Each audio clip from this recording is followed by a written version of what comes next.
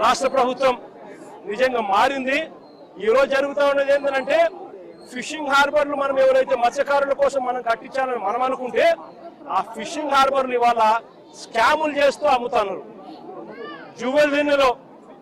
జువెల్దిన్లో fishing harbour చేపల కోసం పోయే మత్స్యకారులకు బోట్లు కొనిచ్చి ఆ బోట్లను పార్కింగ్ చేసేదానికోసం ఆ హార్బర్ను వాడాల్సిన చోట ప్రైవేటుకు చంద్రబాబు నాయుడు స్కాములు చేస్తూ అమ్ముతా ఉన్నాడు.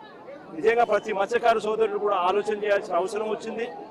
రాష్ట్రంలో ఉన్న ప్రతి పేదవాడు కూడా ఆలోచన చేయాల్సిన పరిస్థితి కూడా ఉంది.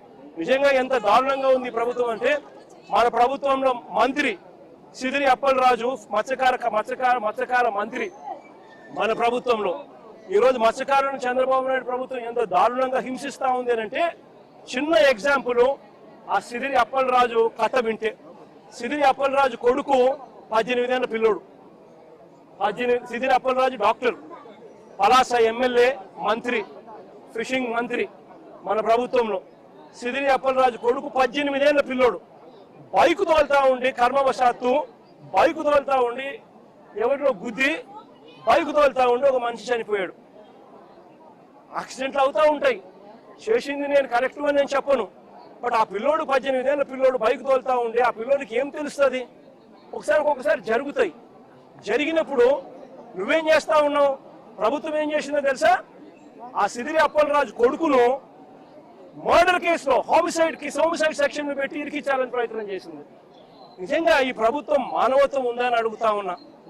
చివరికి జడ్జి తప్పులు బట్టి ఏం సెక్షన్ పెడతానారయ్యా మీరు? 18 ఏళ్ల పిల్లోడి మీద మర్డర్ కేసు ఏంది పెట్టడము? అదే యాక్సిడెంట్ అయ్యింది, తప్పు జరిగింది, అది మర్డర్ కేసు పెట్టడం ఏందయ్యా అని చెప్పి జడ్జు తిట్టి సెక్షన్ మార్పించింది. అంటే ఎంత దారుణంగా జరుగుతా ఉందని ఆలోచన చేయమని అడుగుతా ఉన్నా.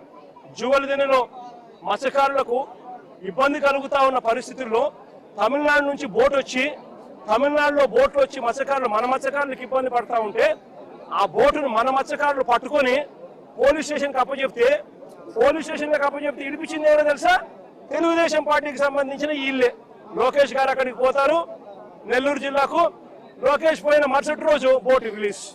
బోటు కూడా ఏంది, స్టేషన్లో పెట్టిన బంగారం మాదిరి బోటును స్టేషన్కి అప్పచెప్తే స్టేషన్లో పెట్టిన బంగారం దొంగతనం అయిపోయినట్టుగా బోటు దొంగతనం అయిపోతుంది. దానికి కారణం ఎవరంటే లోకేష్తో పాటు ఇంకొక తెలుగుదేశం పార్టీకి సంబంధించిన ఇంకొక ఎంపీ, రాజ్యసభ ఎంపీ. అంటే మత్స్యకారులు అంటే ఎంత విలువ లేకుండా ఉంది అనేది ఆలోచన చేయాల్సిన అవసరం కూడా ఉంది. ఈరోజు రాష్ట్రంలో నిజంగా ప్రతి పరిస్థితి కూడా ఇదే మాదిరిగానే ఉంది.